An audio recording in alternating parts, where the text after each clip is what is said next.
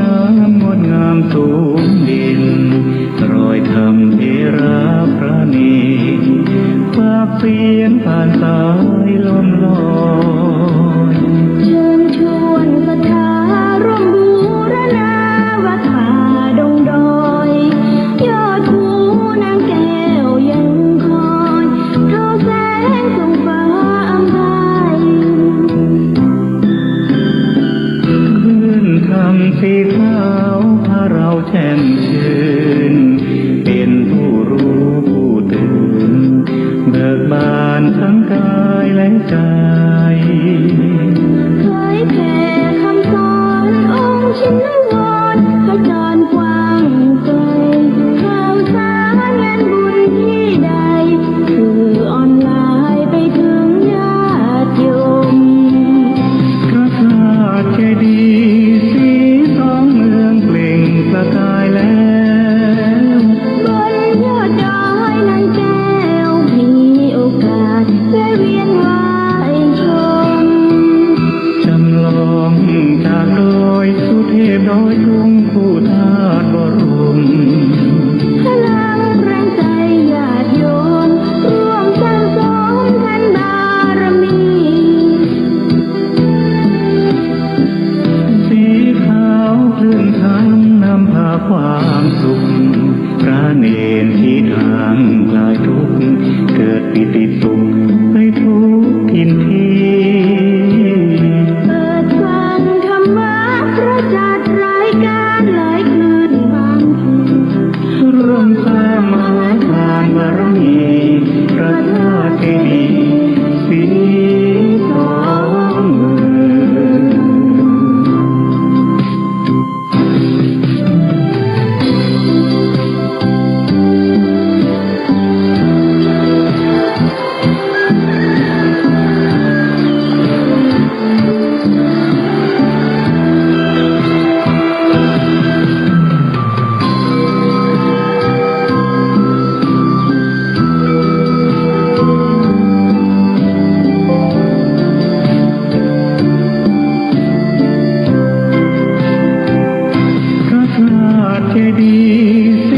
ทองเมืองเปล่งประกายแล้วบนยอดดอยนางแก้วมีโอกาสแวะเวียนไหว้ชมจำลองจากดอยสุเทพดอยทุ่งผู้ทาสบรมพลังแรงใจญาติโยมร่วมสร้างสมแผ่นบารมีสีขาวคลื่นธรรมนำพาความสุขพระเนรที่ทางคลายทุกข์เกิดปิติสุขไปทุกทินทีเปิดฟังธรรมะพระจัดรายการหลายคืนบางคืนร่วมสร้างมหาทานบารมีพระธาตุเจดีย์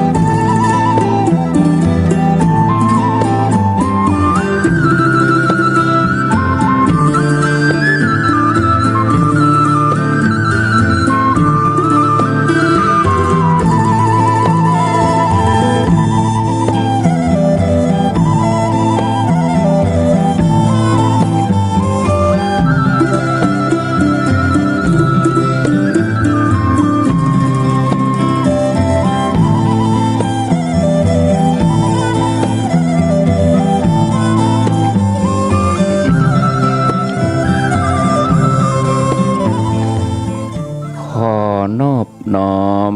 เอากุลพระแก้วเจ้าดังสามประการ อันมีพระพุทธพระธรรมพระสงฆ์กุลพ่อกุลแม่กุลครูบาอาจารย์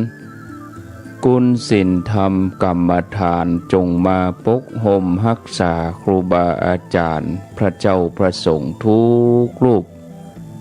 ปกห่มรักษาป้อออกแม่ออกศรัทธาด้านสาธุชนคนดี ผู้สนใจใฝ่ในธรรมทุกท่าน ขอถวายความเคารพแสดงความนับถือพระมหาเถระพระเถรานุเถระเจ้าคณะพระสังฆาธิการครูบาอาจารย์เจ้าที่เปิดวิทยุฟังอยู่ที่วัดที่ว่าเวลานี้เจริญปอนศรัทธาญาติโยมท่านสาธุชนทุกคนทุกท่านธรรมะสวัสดีสวัสดียามเจ้าศรัทธาญาติโยมท่านผู้ฟังยินดีต้อนรับเข้าสู่รุ่งอรุณวันใหม่ปะกันเจ้านี้เป็นเจ้าของวันจันทร์ที่15เดือนพฤศจิกายนพุทธศักราช2564วันนี้เป็นวันเดือนยี่เหนือขึ้น11ค่ำเดือนยี่เหนือขึ้น11ค่ำพร่ำว่าเป็นวันจันทร์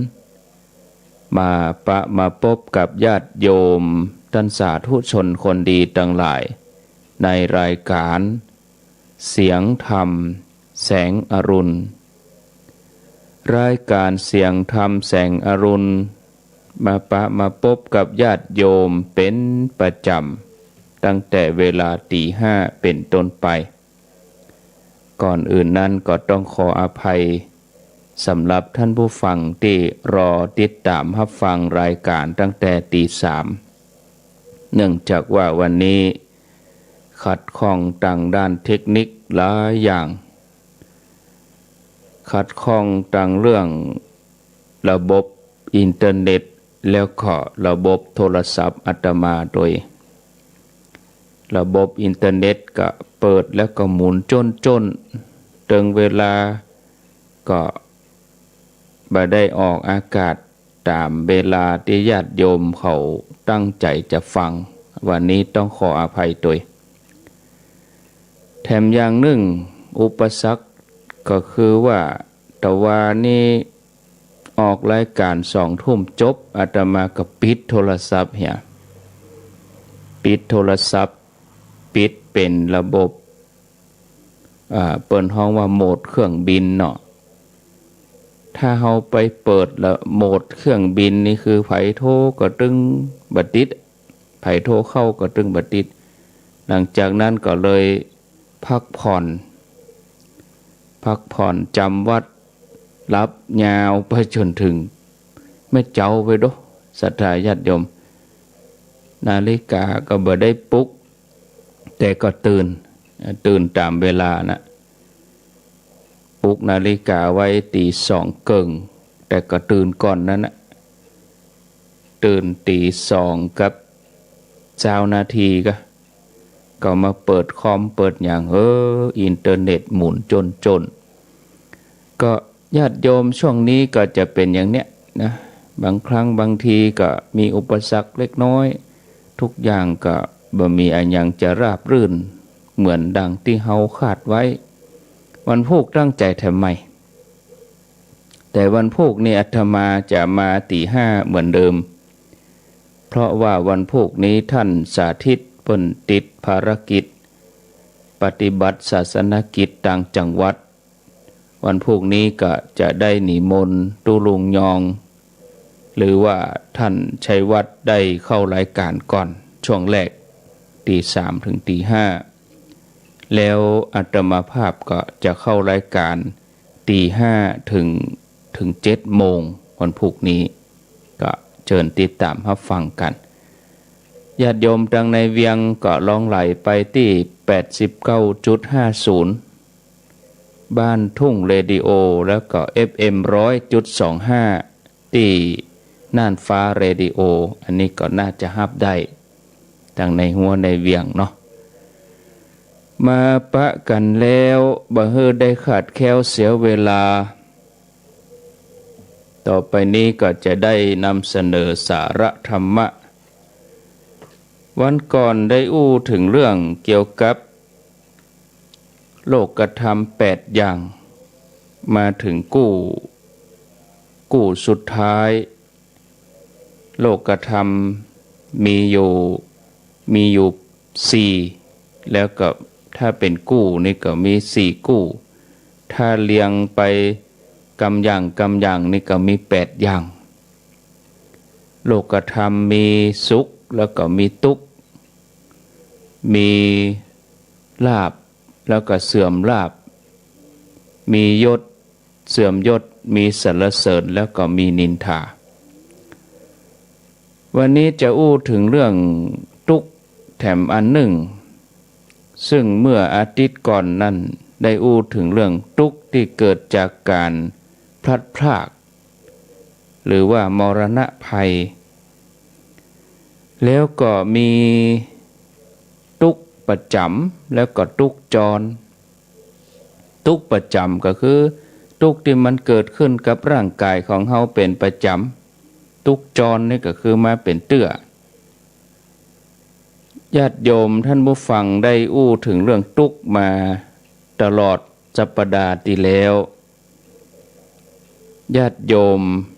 เพื่อจะตัดความยุ่งยากไปสักตอนหนึ่งก็จะนำเสนอวิธีที่เราจะมาแก้ทุกข์ประจำเรามาพิจารณาเรื่องทุกข์ประจำให้ก่อนทุกข์ประจำก็คือทุกข์ที่เกิดแก่ตายเป็นทุกข์ขั้นแนวหน้าถึง3ทุกข์นี่นะศรัทธาญาติโยมถ้าเราพิจารณาดีๆมันก็มีเกิดขึ้นกับกู้คนนะมันประจำตัวเฮาอยู่แล้วเช่นใดเฮาบัดจากโลกนี้ไปเฮาก็ยังคงต้องประสบกับทุกข์ประจำถึง3อย่างนี้แต่ถ้าเจ็บนี่มันมาเป็นเตื้อเนาะนี่มันเป็นทุกข์จรแต่เรื่องเกิดนี่เอาไปผ่านได้บ่ต้องมา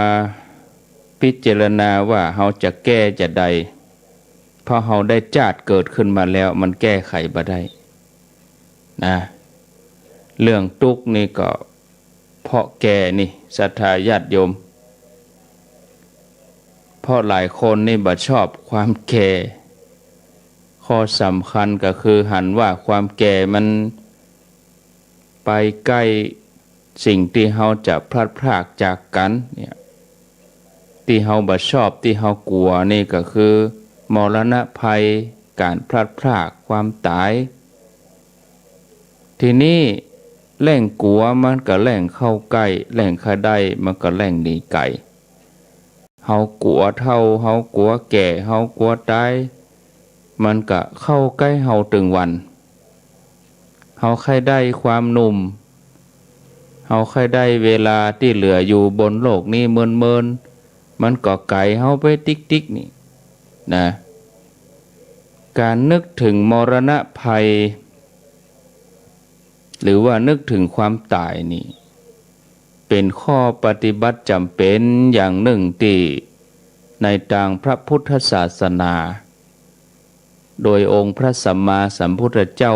พระองค์สอนแล้วก็ย้ำเรื่องนี้ให้พิจารณาทุกลมหายใจท่านผู้ฟังคือต้องนึกบ่ได้นะตื่นเจ้าขึ้นมาอย่างเจ้านี้เฮาต้องนึกแล้วว่าโอ้เฮามีชีวิตอยู่ได้ในวันนี้มีลมหายใจอยู่นี่ก็ถือว่าโชคดีแต่ว่าที่ผ่านมาเฮาไปประกอบคุณงามความดีไปสร้างบุญสร้างกุศลอันยังพ่องก่อนนอนทุกครั้งเฮาก็สำรวจตรวจตัวเองให้คะแนนตัวเองถ้าเฮาทำบุญทำกุศลตลอดทั้งวันเฮาก็ขอบคุณจิตใจตัวเองเน้อที่ปาสังขารตัวนี้ไปประกอบคุณงามความดี ไปสร้างสรรค์พัฒนาวิธีนึกก็นึกง่ายๆญาติโยมบ่ต้องมีพิธีรีตองอะไรอย่างนักนึกในท่าไหนเวลาใดก็บ่คัดข้องข้อสำคัญก็คือเฮานึกเป็นประจำนึกบ่อยๆเนาะกรรมที่เฮานึกง่ายๆว่าเฮามีความตายเป็นธรรมดาเนี่ยนึกอย่างเงี้ยหรือว่าเฮาจะนึกว่าที่สุดแล้วเฮาก็จะต้องพลัดพรากจากสิ่งที่ฮักบ่ว่าจะเป็น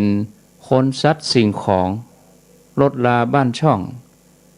ที่สุดเฮาต้องพลัดพรากที่สุดแล้วเฮาต้องจากเนี่ยหรือบางอันตื่นเจ้าขึ้นมาเฮาเริ่มที่จะบ่มีแห้งเฮาที่เคย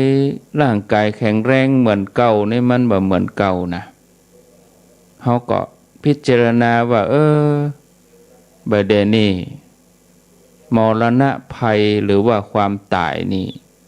ใกล้เฮาเข้ามาตึงวันแล้วรู้นี่อย่างเวลาที่เฮาสวดเฮาทำวัดกันมีบทหนึ่งเหมือนกันเปิ้นให้พิจารณามรณะภัยเฮาต้องตายแน่แท้อย่าบางคนก็บ่ชอบเนาะแต่มันเป็นความจริงนะญาติโยมความจริงที่อยู่บนโลกนี้ที่เฮาหนีบ่พ้นเฮาจะหนีไปที่ไหนต่างใดญาติโยมข้อสำคัญก็คือนึกถึงลมหายใจเข้าออกนึกถึงมรณะภัยนึกถึงความตายแล้วก็สิ่งเหล่านี้ก็จะทำให้เฮาตั้งอยู่ในความประมาทเฮาจะได้เห่งสร้างความดีเหมือนกับเฮานึกถึงคนคนหนึ่งเฮาจะนึกถึงชื่อของเขานึกถึงใบหน้าของเขานึกถึงรูปร่างหน้าตาก็เป็นอันได้นึกเหมือนกันคนนั้นว่าบางทีเฮานึกได้ก็แว่วขึ้นมาในใจนะจะนั่งจะนอนนึกก็ได้เหมือนกันการที่เฮาทั้งหลายกลัวตายแล้วมีพระมาสอนพระมาเทศน์พระมาบอกให้นึกถึงความตายบางทีมันก็ขัดกับความรู้สึกของคนหนุ่มคนกำขัดกับความรู้สึกของญาติโยมเขาทั่วไปเนาะ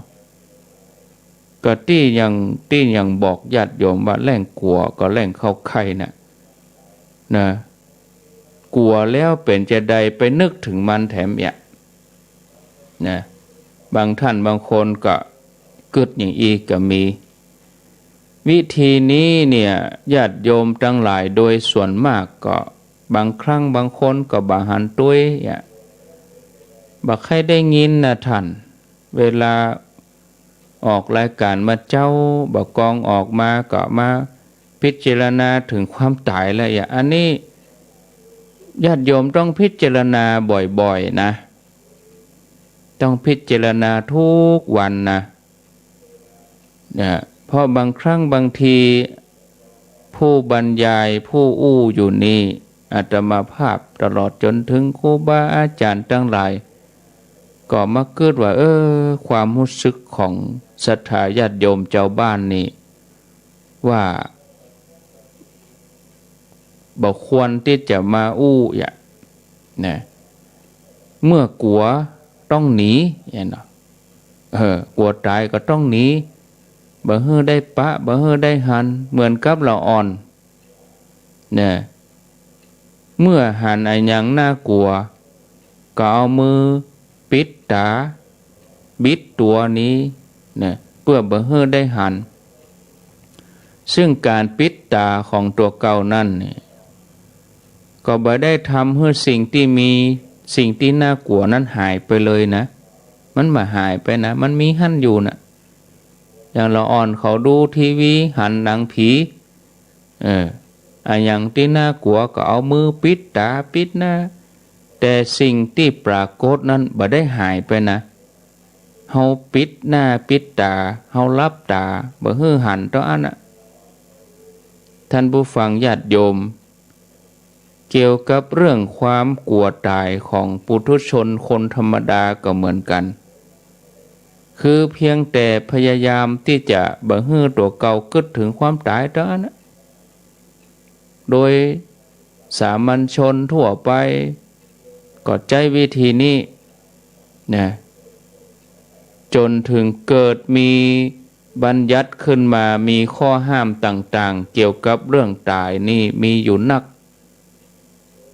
จันที่สุดไผอู้ถึงเรื่องตายก็อาจจะโดนผู้ใหญ่ห้ามอาจจะโดนคนอื่นห้ามถือว่าเป็นลางบดีแม้แต่พระเวลาเปิ้นเอามาสวดมนต์บางบทที่เคยสวดในงานศพมาสวดงานอื่นก็เลยถือว่าพระทำบ่ถูกแล้วก็เจ้าของงานก็ใจแผ่วไปนักเข้าพระก็อินดูอดสงสารบ่ได้ก็เลยตามใจโยมอย่างถึงวันนี้บทสวดในงานมงคลอื่นๆกับบทสวดในงานเกี่ยวกับความตายเปิ้นก็เลยแยกกันเด็ดขาดไปเลยเจ้าบ้านนี่ก็ถึงจะสบายใจแต่เรื่องของเรื่องก็คือว่าจะปากันต่อต้านความตายต่ออันแม้แต่ไผจะอู้ถึงก็บ่ได้เข้าไปแทรกแซงโจรในบทสวดมนต์ของพระบ่ใจแยกแต่เสียงแม้แต่สีก็แยกสีขาวสีดำถือว่าเป็นเครื่องหมายของความตายไปเหียห้ามเอาไปใช้ในงานมงคลยังไผจะแต่งตัวดำไปงานวันเกิดหรืองานแต่งงานก็เป็นว่าบ่ได้นะศรัทธาญาติโยมเหตุผลก็คือว่ากลัวตัวเองนะกลัวว่าจะนึกถึงถือว่าบ่ถูกต้องตามกาลเทศะวิธีของการทำแบบนี้ศรัทธาญาติโยมถ้าเฮากึดพอดีๆแล้วเนี่ยวิธีของพระนี่ได้ผลนะแล้วก็มีความแนบเนียนส่วนวิธีของเจ้าบ้านนี่บ่ฮื้อนึกถึงความตายเนี่ยความเป็นจริงนี่เป็นวิธีที่เนี่ยฮื้ออันหยังในตัวเฮามันบ่ได้ดีขึ้นนะญาติโยมเพียงแต่ว่าเฮาจุเฮาหลอกตัวเองฮื้อหลงไหลไปผ่านไปวันหนึ่งต่ออันเท่ากับจุตัวเก่านะแล้ววันเวลามันก็เคลือบคลานเข้ามาสังขารร่างกายของเฮาก็ทรุดโทรมลงไปแล้วมรณะภัยหรือว่าความตายมันก็เล่นงานเฮาตลอดทุกวันศรัทธาญาติโยมทั้งหลายคำว่าความตายหรือว่ามรณะภัยนั้นหมายถึงการแตกสลายของร่างกายคือส่วนต่างๆที่มารวมกันที่มาผสมกันเป็นตัวเฮาขึ้นมานี้แยกออกจากกันไปตามวาระของมันเฮาห้องอาการที่มันแยกออกจากกันนี้ว่าตายฉะนั้นตัวตายมันอยู่ในตัวเฮานี่แล้วตัวเฮาเนี่ยคือตัวตายเฮาเป็นแต่พอว่ามันจะเกิดขึ้นเมื่อใดต่ออันศรัทธาญาติโยมอู้ง่ายๆความตายก็เป็นหมู่เดียวกับเฮาเนี่ยเป็นเจ้าบ้านเดียวกันเป็นญาติสนิทของเฮาถ้าจะว่ากันให้สุดเลยความตายมันก็เป็นคนในทะเบียนบ้านเดียวกันกับเฮานามสกุลเดียวกับเฮาแต่ที่นี่เฮาอาจจะไป กีดกันเนาะบ่ยอมฮู้จักบ่ยอมรับรู้บ่ฮื้อเข้ามาในสัมมโนครัวท่านผู้ฟังจันที่สุดลูกเล็กเด็กแดงจะจะอู้ถึงความตายเฮาก็ห้ามเขาไว้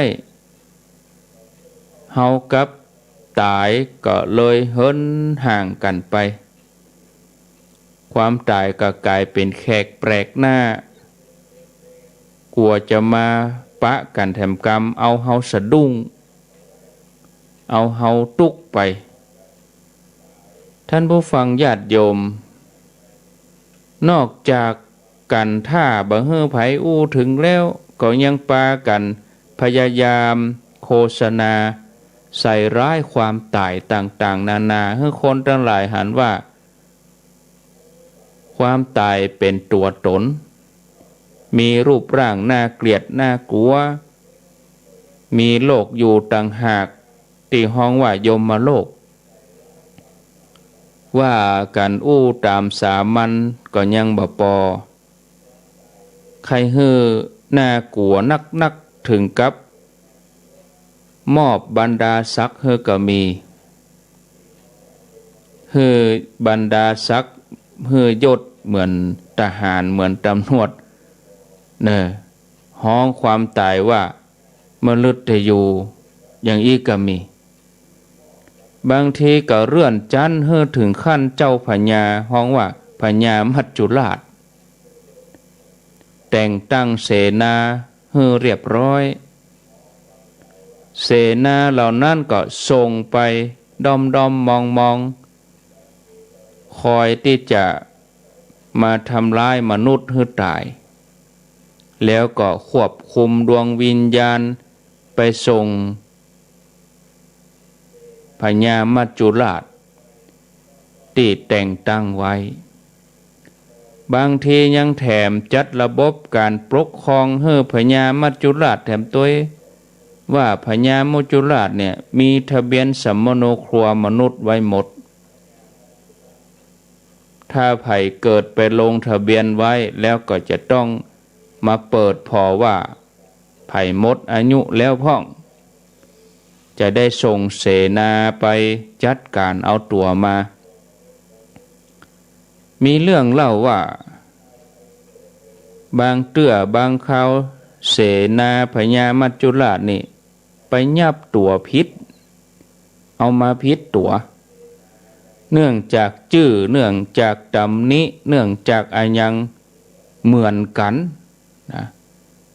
เมื่อไปเอาตัวมาพิษก็เลยต้องเอาไปส่งคืนเพื่อมีชีวิตอยู่เหมือนเก่าอย่างนี้ก็มียิ่งอู้ก็ยิ่งพิสดารขึ้นไปยิ่งกึดไปก็พิลึกไป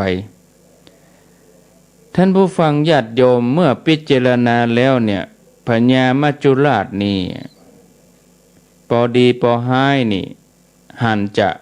เป็นบ่ได้เล่นเป็นนายทะเบียนท้องถิ่นคนตึงโลกขึ้นทะเบียนเองย้ายเข้าย้ายออกบ่ต้องรอให้ไผมาแจ้งบ่ฮู้ว่าเวรกรรมอันยังญาติโยมถึงได้เกิดเป็นพญามัจจุราชงานนักขนาดต้องมาจำชื่อคนตึงโลกแล้วก็ยังมีคนบัดชอบทั่วบ้านทั่วเมืองนี่ท่านผู้ฟังญาติโยมอันนี้เป็นเรื่องของบุคลาธิฐานคือเรื่องที่เปิ้นมีขึ้นมาประกอบขึ้นมาแต่งขึ้นมาว่าการที่แท้นี่ญาติโยมความตายมันก็อยู่กับเฮานี่แล้วตายของภัยของมันเนาะตายของภัยมันก็อยู่กับคนนั้นอย่างชนิดที่ห้องว่าเกิดกับดับนี่มาพร้อมกันเหมือนอย่างไข่กับความแตกของไข่เนี่ยมันก็มีในตัวหั่นน่ะมันก็อยู่ในตัวกันหั่นน่ะไข่กับความแตกของไข่ ไข่แก่นไหนไข่ใบไหนมันไปอยู่ที่ไหนบอกว่าจะอยู่ตู้เย็นบอกว่าจะอยู่ในถุงความแตกของมันก็อยู่หั่นมันอยู่ด้วยกันหั่นนะคนเฮาก็เหมือนกันคนเฮาเมื่อเกิดมาความตายก็มีในตัวหั่นแล้วการนึกถึงความตายบ่อยๆตามที่พระเปิ่นมาบอกมาแนะนำมาสอนได้ผลดีนะญาติโยมดีหลายอย่างคือมันเนี่ยให้เฮาสะดุ้งกลัวเฮาจะได้ตั้งอยู่ในความประมาทสะดุ้งกลัวต่อความตายถ้าเฮาจะนึกให้ดีเนี่ยญาติโยมความทุกข์เพราะกลัวตายนี่มันก็จะลดน้อยลงไปแถมอย่างหนึ่งการนึกถึงความตายนี่ได้ผลนะได้ผลตั้งใดญาติโยมว่าได้ผลตั้งเรื่องของการบรรเทาความประมาทจนความโลภโมโทสันต่างๆบางคนเข้าใจว่าการนึกถึงความตายเนี่ยคนเฮาเสีย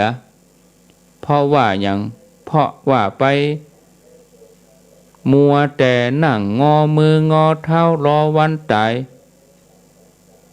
เรื่องนี้นี่มันเป็นเรื่องที่คาดคะเนเอาคนเดียวเป็นเรื่องคาดคะเนเอาของคนที่บ่อยากจะคิดถึงความตายหรือว่าแถมอย่างหนึ่งก็เป็นเสียงของฝ่ายที่ต่อต้านความตายแต่ผลนั่นน่ะส่งออกมาว่าคนที่มันนึกถึงความตายแบบพุทธองค์ที่เปิ้นได้สอนสาวกเปิ้นได้บอกคือพระอานนท์ได้บอกคือพุทธสาวกนึกถึงความตายวันละเท่าใดต้องนึกทุกลมหายใจถึงจะดียิ่งเป็นคนที่ขยันขันแข็งเห่งทำงานแข่งเวลาแข่งความตายเพราะการตายนั้นนี่ญาติโยมที่แท้ก็คือการหมดเวลาที่จะมีชีวิตอยู่ต่อไปลองนึกด้วยใจที่เป็นธรรมพอเนาะญาติโยมตั้งแต่เฮาเริ่มที่จะจำความได้มาจนถึงบัดเดี๋ยวนี้เฮาเคยหันไผพ่องที่เสียผู้เสียคนเพราะนึกถึงความตายแบบพระพุทธเจ้านี่บ่มีนะญาติโยมแต่ตรงกันข้ามกลุ่มที่คนที่ก่อกรรมทำเข็ญทำบาปทำกรรมจนเสียผู้เสียคนเฮือเฮาหันกันอยู่ในปัจจุบันทั่วไปเป็นพวกที่ลืมตายแทบทั้งนั้นญาติโยมลองนึกพอแต่ก็ว่าบัดแต่เฮาลองนึกเอาง่ายๆว่านักเรียนเข้าห้องสอบด้วยกัน2 คนนะคนหนึ่งนึกอยู่เสมอว่าการสอบนี้เนี่ยเขาให้เวลาจำกัดนะประเมินบานานก็จะหมดเวลานะแถมคนหนึ่งนี่บ่นึกถึงเวลาเลยลืมไปเลยอย่างเปิ้นให้เวลาชั่วโมงเลยนะนั่งทำข้อสอบคนนั้นนี่นึกถึงเวลาก็ทำข้อสอบแข่งกับเวลาแถมคนหนึ่งก็เอาปากกามาต่อยคบปากกาพ่องปล่อยเวลาไปเลยการสอบของละอ่อนถึง2 คนนี่จะได้ผลต่างกันก็ญาติโยมว่ามันก็แน่นอนคนที่หูตัวว่าเวลาจะหมดเขาจะเห่งก้มหน้าก้มตาคิดคำตอบทำข้อสอบแข่งเวลาก็ต้องดีกว่าแถมคนหนึ่งที่บ่นึกถึงเวลาอย่างมัวแต่ไปแย่คนนั้นไปแย่คนนี้เอาปากกามาคบพ่องบิดงดบิดงาดที่ก็ลับโอ้ งีบลับไปบ่ต้องถึงสอบเข้าโรงเรียนไปนั่งเรียนนี่ก็เหมือนกันสมมติว่าบัดนี้เปิ้นเรียนออนไลน์นักเรียนทั้งหลายครูเปิ้นมาสอนชั่วโมงหนึ่งถ้าเฮาใจจดใจจ่อครูเปิ้นสอนชั่วโมงหนึ่งเฮาก็จะได้ความรู้เต็มๆจากคุณครูแต่ถ้านักเรียนคนไหนไปแว่ที่อื่นบ่ได้ใส่ใจบ่เกิดถึงคุณค่าของชั่วโมงนั้นก็คงจะบ่ได้ความรู้อันหยังนะเหมือนเดียวกันเนี่ยญาติโยมพิจารณาพอนี่ท่านผู้ฟังญาติโยมเมื่อเวลาหมดก็สะดุ้งละกับนี่กลิ่งออกละกลิ้งหมดแล้วตายละยังบ่ได้เขียนคำตอบสักข้อตายละครูสอนหมดชั่วโมงยังบ่เข้าใจเรื่องวิชานี้เฮาเสียเวลาไปชั่วโมงแล้วเนาะแล้วเฮาก็กึดไปแถมว่านักเรียนถึง2 คนเนี่ยใครจะมีความทุกข์นักกว่ากันเนาะเมื่อถึงวันประกาศผลสอบ เหมือนเดียวกันนะญาติโยมถ้าเฮานึกถึงความตายบ่อยๆนี่มันก็เป็นวิธีแก้ทุกข์ที่ดีที่สุดนาแต่เฮานึกด้วยความรู้นึกด้วยปัญญาตามแบบองค์พระสัมมาสัมพุทธเจ้าเนอะบ่ดีไปนึกด้วยโมหะคือความเขลาบ่ดีเอาโมหะออกมา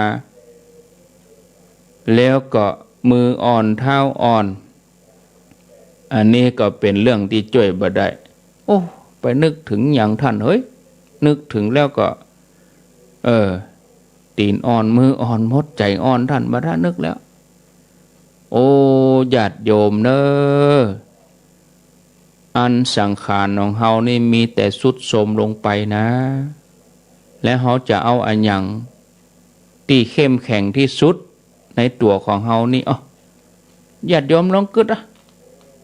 ดเพราะว่าเมินไปเฮาอยู่ไปเมินไปนี่กู้อย่างในร่างกายเฮานี่นะมีอันหยังพ่องก็เฮามาพอแล้วมันก็มีแต่เสื่อมโทรมทรุดโทรมไปทุกอย่างไล่ตั้งแต่ผมถึงเท้าไล่ตั้งแต่เบื้องหลังขึ้นเบื้องบนลงเบื้องหลังน่ะบอกว่าจะเป็นผมเป็นตาเป็นหูเป็นปากเป็นฟันเขี้ยวผิวหนังทั้งหลายแข้งขาทั้งหลายเมื่อก่อนเฮาเคยลุกย่างได้เว้ยสะดวกเป็นละอ่อนนี่เตียวบ่ตันใจโล่นบ่เว้ยไข้เหาะกระโดดเอากระโดดเอานี่บัดเดี๋ยวนี้ลองไปทำอย่างนั้นนี่บ่ได้แล้วมันบ่เอื้อแล้วทุกอย่างมีแต่เสื่อมโทรมแล้วญาติโยมว่าอันหยัง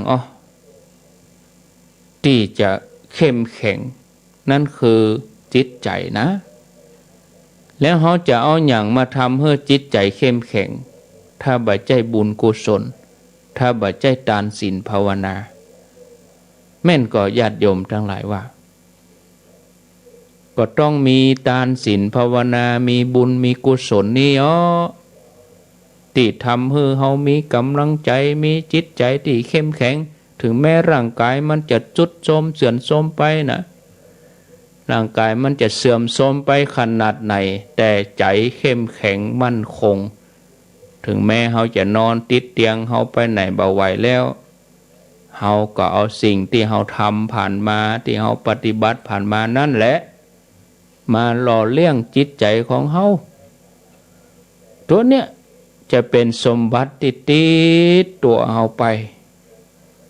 นะพบนี้พบหน้าพบชาติอย่างยิ่งบางท่านก็บอกว่ามันจะมีแต่ว่าอาจารย์ท่านพระครูอาจารย์บรรยง จะมีแต่ว่าภพภูมิเนี่ยจะมีแต่ว่าจัดนี้จัดหน้าน่ะท่านพระครูเขาก็เลยประมาทเขามีความเข้าใจคลาดเคลื่อนแถมอย่างหนึ่งก็อาจจะบ่ได้ฟังน้ำฟังธรรมอย่างหมู่เฮาถ้าเขากึดอย่างอันนี่เฮาอินดูเขาเนี่ยเอาบ่ต้องไปอย่างอินดูเขาเฮาก็พยายามที่จะโน้มน้าวเขาจักจวนเขาแต่เขาเป็นอย่างอันเป็นมิจฉาทิฏฐิไปแล้วเขาว่าเขาจะอยู่เพียงวันต่อวันต่ออันแล้วแต่เหตุผลมีเนื้อญาติโยมนะโดยมนุษย์เท่านี้เฮาหันเพียงสองภูมิต่ออันคือภูมิมนุษย์กับภูมิเดรัจฉานก้ามนุษย์เฮานี่เฮายังหันกันหลายจันเนาะก้าคนเฮานอกจากหันพอใจไม่ยิงแล้วก็ยังหันคนหลายๆแบบก็ลองมาพอข่าวที่ออกมาหั่นกะข่าวที่ออกมาคนที่มีความโลภก็มีข่าวออกมาอันนี้เหตุความหลงรู้นี่ฆ่ากันฟันกันเนี่ยประทุษร้ายกันอันนี้เพราะความโกรธรู้นี่อ่ะมันก็มาลงตัดกิเลส3ตัวนี่เต่าอันคนเหมือนกันแต่ทำไมบ่เหมือนกันกล้าภพภูมิมนุษย์นี่คนเหมือนกันบ่เหมือนกันนะพ่องก็กึดดีพ่องก็กึดให้อย่างเฮาบ่เจ้านี่ญาติโยมเขาบ่เจ้ามาก็เปิดวิทยุฟังเทศฟังธรรมฟังธรรมะแล้วคนก็ลูกมาเจ้าก็เป็นเสาะลักครัวเปิ้นชกชิงวิ่งเล่าประทุษร้ายดักจี้ป้นสะปะบ่เหมือนกันนะเนาะกะภพภูมิที่มันซ้อนกันอยู่นี่แถมอย่างหนึ่งคนเฮาก็จิตใจก็บ่เหมือนกันด้วยเฮาไปพอภพภูมิเดรัจฉานบางทีก็ภพซ้อนภพเนี่ยมนุษย์เฮานี่ก็มีเดรัจฉานอยู่ในตัวเหมือนกันนะถ้าจะอู้ถึงด้านกายภาพก็มีเชื้อโรคต่างๆเข้ามาอยู่ในร่างกายของเฮาเนาะตัวเชื้อโรคตัวพยาธิถ้าภูมิร่างกายเฮาอ่อนมันก็พร้อมที่จะโจมตีโรคไข้หวัดโรคนั้นโรคนี้นะมันอาศัยร่างกายเฮานี่เป็นโรคของมันเหมือนเฮาอาศัยโลกแกนเนี้ยมนุษย์ถึง 7,000 8,000 ล้านชีวิตเนี่ยเขาเอาใส่โลกกลมๆนี่สิ่งมีชีวิตที่เฮาพอบาหันด้วยตาเป็นเชื้อโรคทั้งหลายอยู่ในร่างกายของเฮาเขาก็มันก็ยึดเอาร่างกายของเฮาเป็นโรคของมันเนี่ยภพภูมิเดรัจฉานก็มีภพซ้อนภพเหมือนกันนะขอโทษหน่อยญาติโยมแมวหมาบางตัวก็มีมัดมีเมนเนี่ยมันอยู่ด้วยกันนั่นในตัวของมัดของเมนนั่นก็มีตัวเชื้อโรคเข้ามาแถมยุงนี่มันเป็นสิ่งมีชีวิตมันก็มีเชื้อโรคอยู่ในตัวยุงซึ่งเชื้อโรคนั้นมันก็เป็นสิ่งมีชีวิตยุงเวลามันมาจี้คนมันมาดูดกินเลือดของสัตว์ของคนก็ทำให้คนให้สัตว์ทั้งหลายติดเชื้อโรคแถมยะ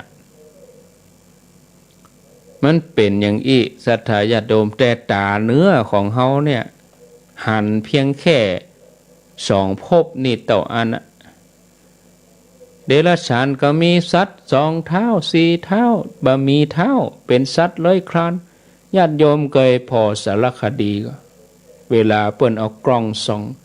เอาง่ายๆสิ่งที่เฮาหายใจถึงวันนี้เชื้อโรคเหมือนกันนะแต่ร่างกายเฮามีระบบป้องกันดีบ่ได้หรอกมีฝุ่นกุฏิที่นอนที่ยังมีกุฏิในรถในยังบ่เชื่อเฮาลอง แสงแดดเมื่อเจ้านะเวลาแดดส่องมานี่ฝุ่นมันฟุ้งขึ้นมานี่มันนั่นน่ะเอาหายใจเข้าไปเชื้อโรคทั้งนั้น โรคโควิดนี่เป็นเชื้อโรคอย่างหนึ่งเป็นเชื้อไวรัสคำว่าเป็นสิ่งมีชีวิตก็มีชีวิตอ่ะมันต้องอาศัยมนุษย์เฮาเนี่ยเป็นเครื่องอาศัยขยายเผ่าพันธุ์ของมันอย่างเฮาทั้งหลายได้ยินข่าวก็ได้ติดเชื้อที่หั่นติดที่นี่จำนวนเท่านั้นเท่านี้ก็แสดงว่าเชื้อโรคมันก็ดิ้นรนเพื่อความอยู่รอดของมันเหมือนดังมนุษย์เฮาที่ดิ้นรนเพื่อความอยู่รอดชีวิตของตัวเองนั่นแหละนะมันพบซ้อนพบเนาะท่านผู้ฟังแล้วเฮาก็อย่าต้องไปสงสัยอย่างแท้พระพุทธเจ้าเปิ้นพระองค์ตรัสรู้เปิ้นฮู้มาแล้วว่า31ภูมิมันก็มนุษย์1สวรรค์6พรหม20อบายภูมิ4อบายภูมิ4เฮาหันก็เดรัจฉานเดรัจฉานเปรตอสุรกายเนี่ยเดรัจฉานเปรตอสุรกายเนี่ยลงไปกับเป็นนรกเนี่ยทีนี้มนุษย์1เฮาอยู่ตรงกลางเฮาจะเลื่อนจันทร์ก็ว่าจะตกจันทร์ถ้าเฮาใครเลื่อนจันทร์เฮาก็ต้องมาทานศีลภาวนานี่เดรัจฉานนี่เขาบ่ใช่มีศีลหรอกเนาะญาติโยมแต่มนุษย์เฮานี่ที่เฮาอยู่กันได้โดยความสงบนี่เพราะว่ามีศีลเป็นตัวควบคุมหรอกนะสัตว์เดรัจฉานเฮามาพอก็เขาบอกสิฮู้จักป่อจักแม่อะหยังบางทีโอ้ญาติโยมทั้งหลายบ่มีอ่ะสัตว์บางทีเฮามาพอมนุษย์แต่การกระทำเยี่ยงสัตว์เดรัจฉานก็มีบุบป่อบุบแม่อย่าท่านผู้ฟังญาติโยมถ้าเฮาจะเลื่อนจันทร์ขึ้นไปวันนี้เมื่อเจ้าเฮาฟังแล้วโอ้ม่วนดีเข้าใจดีวันนี้เฮาจะไปทำบุญที่หั่นที่นี่เฮาคิดอย่างอี้เฮาก็เป็นมนุษย์เทวดาเฮามีความละอายเฮามีความเกรงกลัวต่อบาปละอายต่อการกระทำบดีหิริโอตตัปปะเฮาก็ได้คุณธรรมได้ชื่อว่าเป็นมนุษย์สัตเทโวถ้าเป็นมนุษย์เปรตกับมนุษย์สเปโตถ้าเป็นมนุษย์เดรัจฉานกับมนุษย์สัตว์เดรัจฉานโนเนี่ยเป็นคนเนี่ยเป็นคนเตียวดินเนี่ยเป็นได้หลายอย่างขึ้นอยู่กับเฮาจะเอาใจของเฮาการกระทำของเฮาวาจาของเฮาไปทางใดนะญาติโยมเนาะเอาละตี5กับ50นาทีโอ้เวลาก็เว้ยเนาะลองฟังญาติโยมพอก่อนเนาะฟังแล้วเป็นจะได้พ่องวันนี้หมายเลข0998366322ก็จะดังกวนหน่อยเนอะโลละหน่อยขออภัยต้องโยกไม้แล้วก็ชาร์จแบตเสียบสายโทรศัพท์ตัวจะโทรมาอู้จาก็เจริญปอน0998366322ตะวานี่วันค่ำสถานีห้วยตรงซักดังเหมือนมันช็อตมันอย่างนี้เพราะว่ากระแสไฟมันเข้าเครื่องบะเต็มเข้าเครื่องบะอิ่มว่าสาเจ้าบนแหวนเจ้าแม่บัวเขียวเนาะเจ้าถ้าพระครูที่ขอบอกตาทำมาเนี่ยมากลัวตายอย่าเฮาเนี่ยบอกกลัวตายเฮาก็พิจารณาทุกวันเนาะเจ้าอนุโมทนาแม่บัวเขียวห้วยสมปอยจอมตองเจริญปอนไปสาเจ้าท่านพระครูเจ้าโทรจากที่ไหนจากบ้านบวกกอ5ตำบลนครเจดีย์บวกกอ5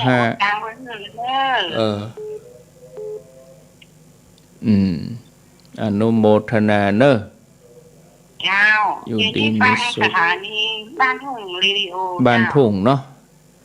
เจ้า อยู่ดีมีสุข ก็ดีก็ดีโอ้ขอบคุณสถานีเนอะที่ส่งธรรมะถึงบ้านถึงจอง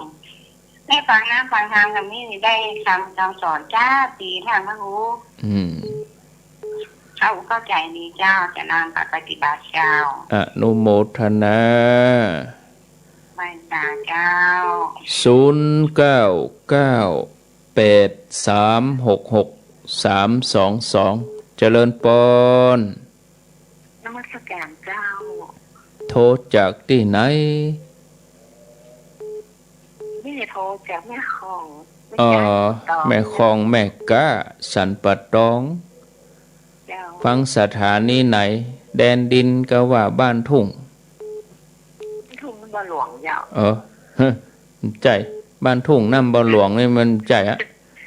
บ้านทุ่งเรดิโอนี่เปิ้นอยู่ป่าซักทุ่งเซียวเนาะและถ้าเป็นน้ำบ่หลวงก็คือโฮงงัวโฮงงัวน้ำบ่หลวงปุ่นนะ เจ้า โมทนาเนอ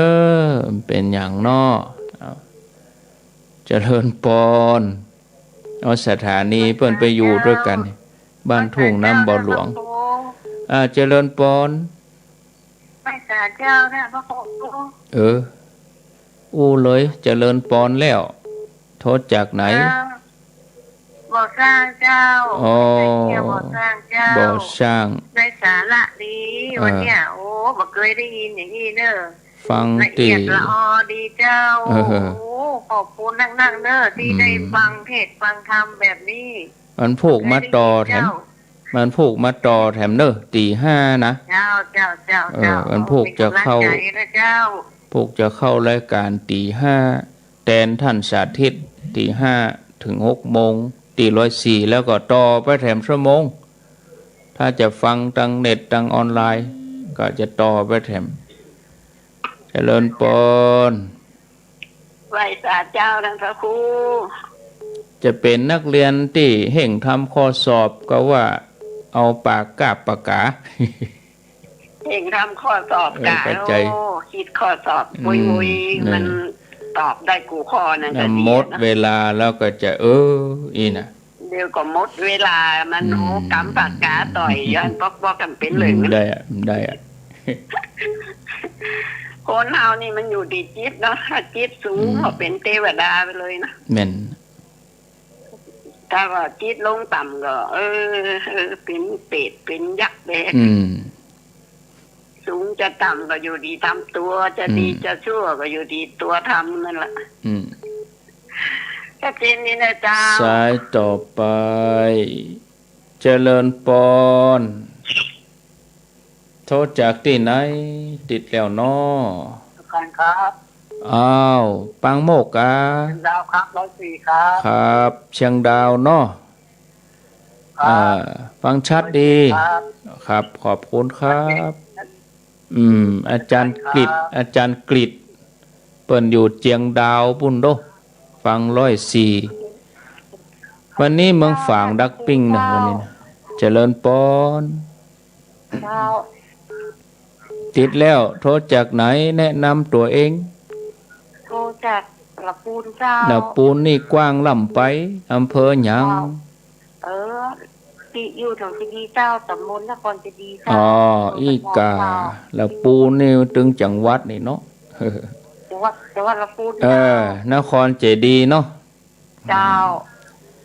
ฟังแล้วเป็นจะได้พ่องฟังก็หมดอกหมดเจ้าเจ้าวันพุธก็มาฟังแถมเจ้ากำลังนั่งสวดมนต์สมาธิศีลแล้วก็ตัวท่านพระครูเจ้าจับพอดีเนาะเจ้าวันพุธก็มาฟังแถมเด้อเจ้าวันพุธท่านพระครูจะออกวันอย่างเจ้าวันจันทร์วันจันทร์วันการวันพุธวันพัดวันศุกร์ออกถึง5 วันอะตี 5นี่ออก5 วันเด้อเจ้าฟังแล้วดีอกดีใจเจ้ากับเกียรติเจ้ากำลังใจญาติโยมเขาเน้อเนาะยุคโควิดตัวแต่เรื่องงานบุญนี่ญาติโยมก็แต่ละวัดเพิ่นก็เหนียวแน่นกันนะ ร่วมบุญร่วมกุศลกัน ติดแล้วโอ้เลย เคยจะห้วยหลงข้าวเลยเจ้า ห้วยหลงเข้าห้วยหลงเข้าฟังชัดดีเนาะ ถ้าเป็นเจ้า โมทนาเจริญปนเจริญปนติดแล้ว ว่าสาวเจ้าได้ว่า เออโทษจากไหน แม่ทีมประแดดนะเจ้า อ๋อแม่พิมพ์ประเดช ชัดเจนนะเจ้า เริ่มหนาวเนาะมาเจ้านี่เนาะแม่เนาะ เจ้า อากาศเริ่มเย็น ขอบคุณเนอะ เจ้าไว้สาว ยิน เจ้า ดีมีสุขวันพุกวันการก็ฟังตุลุงยอง วันพุกตี 3อาตมาจะเข้ารายการตี 5วันพุกนะเจริญปน สวัสดีเจ้า สวัสดีโทษจากที่ไหน สารปีเจ้า โอ้สารปีตำบลอย่างแม่ ตำบลสารปีนะเจ้า โอ้อายุเท่าใดนี่ ขอโทษเนอะ อายุได้68แล้วจ้า โอ้ฟังแล้วเป็นยังได้พ่องมาเจ้าเนี่ยเราฟังวันมีสาระดีเจ้า ได้บุญได้กุศลต่อยนะเจ้า ฟังเพื่อเป็นบุญเนาะ เจ้าก ึดเพื่อเป็นบุญ อันนี้บอกไปก่อนว่าสารปีนี้เพิ่นอำเภอสารปีนี้เพิ่นมีทำแม่ไปคู่เจ้า โอ้แม่นพัฒนาคุณภาพชีวิตเหรอขอโทษ เจ้า ยินดีเนอะสาธุจะหมดเวลาเสียละอ้อก็ขอลาเตออีกก่อนเนาะก็เดี๋ยวรายการต่อไปเปิ้นมารอท่านี่แล้วตั้ง104ก็จะเป็นหลวงพ่อพระครูวิสิตศิลพรตั้งเครือข่ายขึ้นสีขาวนี่ก็จะเป็นท่านพระครูสังวรศิลาภิรักษ์วัดสายมูลตำบลแม่กาอำเภอสันป่าตองจังหวัดเชียงใหม่เป็นประจำทุกวันจันทร์เนอะท่านพระครูเพิ่นจะมาจัดรายการช่วงเมื่อวี่เมื่อวันก็ดูเหมือนว่าท่านพระครูสังวรศิลาภิรักษ์นี่ถ้าเป็นช่วงบ่าย 3เปิ้นจะจัดรายการทุกวันพุธเวลาบ่าย 3แต่เมื่อเจ้านี้ก็เวลาเนี้ย6 โมงเนาะ